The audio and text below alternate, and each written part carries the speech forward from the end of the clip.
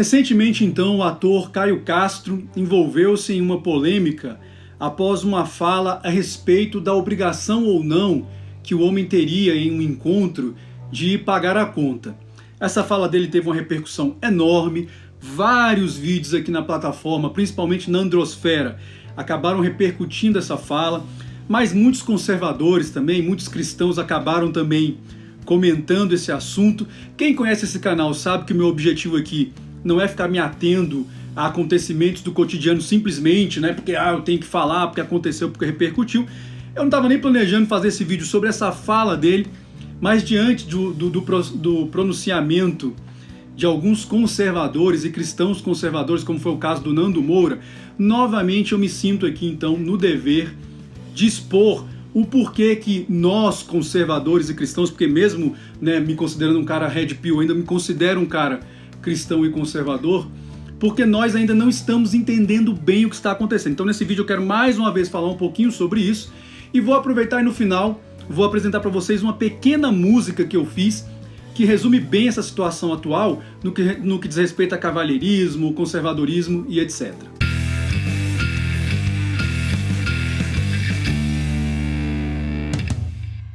Senhoras e senhores, sejam muito bem-vindos a esse canal, espero que os senhores estejam muito bem. Bom, aqui eu não vou nem me ater muito à fala do Caio Castro, porque, enfim, já teve muito vídeo aqui na plataforma falando sobre isso, gente criticando, gente defendendo, gente atacando, na Androsfera, vários vídeos produzidos a respeito dessa fala dele, como eu disse, muitas mulheres criticando também, que isso é um absurdo, onde está o cavalheirismo e etc, etc. Então não vou me ater muito a essa questão, se você quiser saber mais a fundo, pesquise aí que rapidinho você descobre. Nesse vídeo aqui eu quero rapidamente, mais uma vez, convidar aí os caras que, assim como eu, né, se definem como sendo um pouco mais tradicionalistas, conservadores, embora eu penso que, como cristão, eu não sou necessariamente um conservador e um tradicionalista, mas eu sou um cristão, então o cristão está, assim, mais afeto a uma pauta, entre aspas, conservadora, do que a outras pautas. Mas o que eu percebo, principalmente quando eu me deparo com uma fala como a do Nando Moura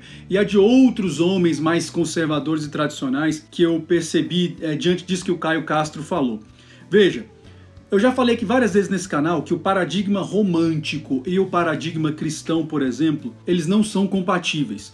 O romantismo apresenta uma natureza humana, tanto masculina quanto feminina, que é completamente incompatível com a visão e a perspectiva cristã. O romantismo está muito preso àquela ideia ainda meio russoniana do bom selvagem e toda a influência que aquele pensamento do Renascimento trouxe também, aquela perspectiva mais otimista sobre a natureza humana.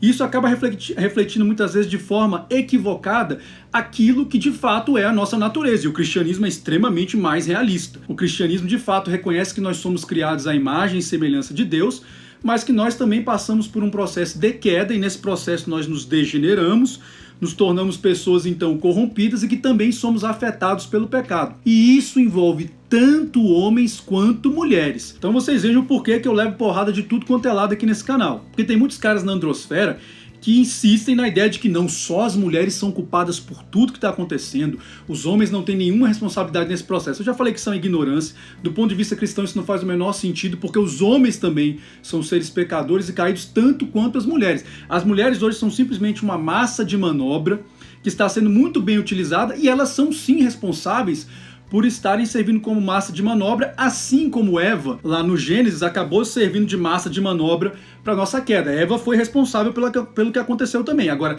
isentar de responsabilidade todo o contexto que envolvia Adão e a serpente ali é muita ignorância. E por outro lado, também, eu acabo apanhando daqueles mais conservadores, né? Aqueles cristãos, muitas vezes, ou tradicionalistas, que têm uma visão muito romântica da natureza feminina e desconhecem que as mulheres, meu amigo, elas são tão pecadoras e seres tão caídos quanto nós homens. Enfim, tudo isso eu já falo muito aqui no canal. Então a visão romântica, ela não é uma visão compatível com a perspectiva cristã, porque ela é uma visão muito unilateral, tanto do homem quanto da mulher. Quem quiser entender melhor o que eu estou falando, só para exemplo mesmo, e para ficar numa obra nacional, leia lá A Moreninha, do Joaquim Manuel de Macedo. É um livro muito interessante, é romantismo puro ali. Vocês vão conhecer o romance do Augusto e da Daniela, acho que é esse o nome da protagonista, salvo o melhor juízo. Mas enfim, o que eu quero destacar aqui é o seguinte, sobre o cavalheirismo e o que é que nós tradicionais, ou cristãos, ou conservadores, não vou ficar fazendo essa distinção aqui agora, ainda não entendemos. Veja, mesmo sabendo que o cavalheirismo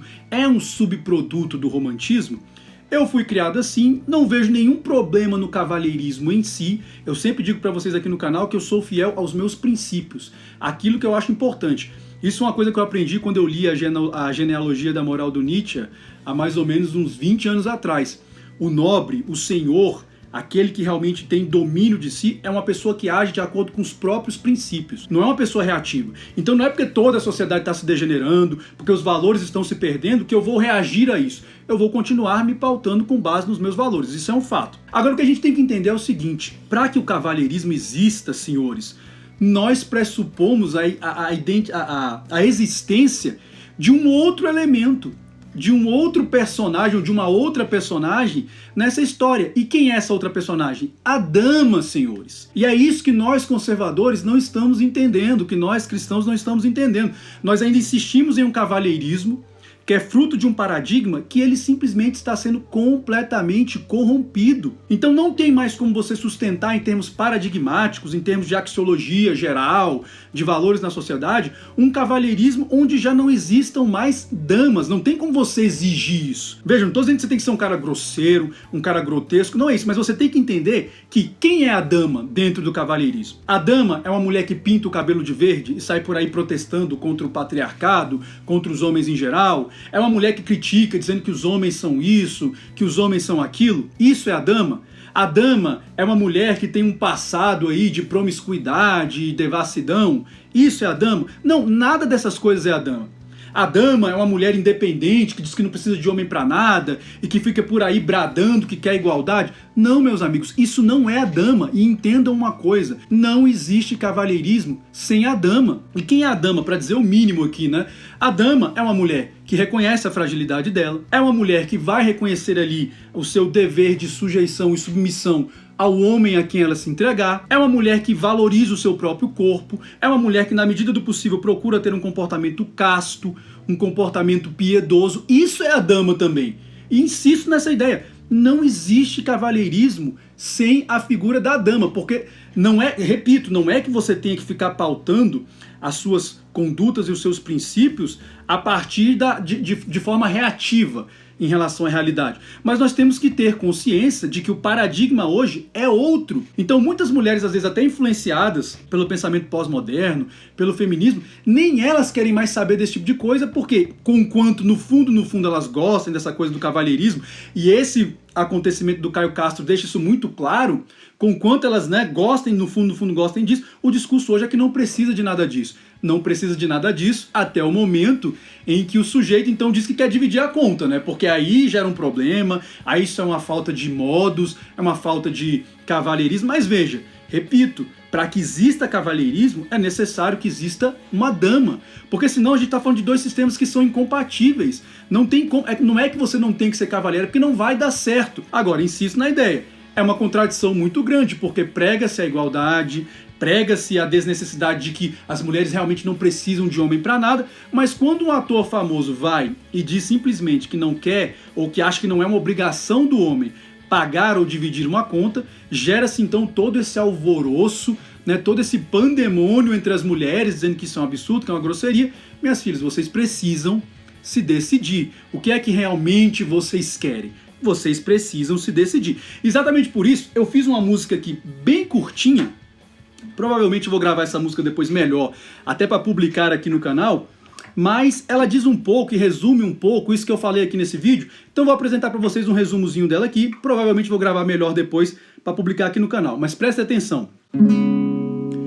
Te contaram a mentira e você acreditou, banalizou seu corpo e a juventude acabou, agora que a conta chegou, não quer pagar. criticava o patriarcado, os homens em geral. Machismo é ruim, problema estrutural. Mas quando a igualdade chegou, o empoderamento não funcionou. Lamento te informar, mas o inverno vai chegar. E quem vai te proteger do frio? Quer que eu seja cavalheiro, seja uma dama também. Não me venha com esse papo de igualdade aqui não tem. Mas se não quiser assim, siga seu caminho enfim.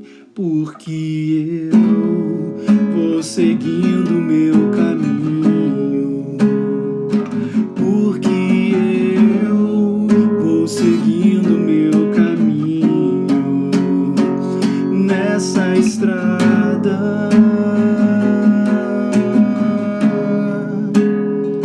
Nessa estrada,